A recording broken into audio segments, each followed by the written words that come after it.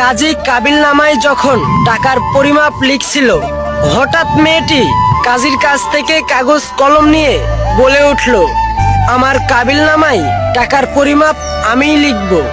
আমি যা লিখব আমাকে তাই দিতে হবে। গরিব ছেলেটা মেয়েটিকে প্রচুর ভালোবাসতো, তাই মেয়েটি যেটা বলল সেটাই মেনে নিল।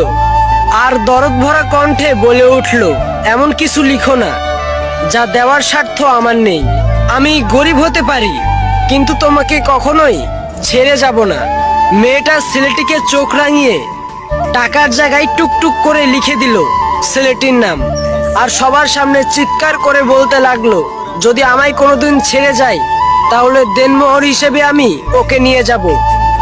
আজ কান খুলে শুনে রাখুন সবাই, প্রতিটি স্বামী স্ত্রীর সম্পর্ক বেঁচে থাকে বিশ্বাস আর ভালোবাসায়। আর আজকের সমাজে তো দেনমোহরকেই বেশি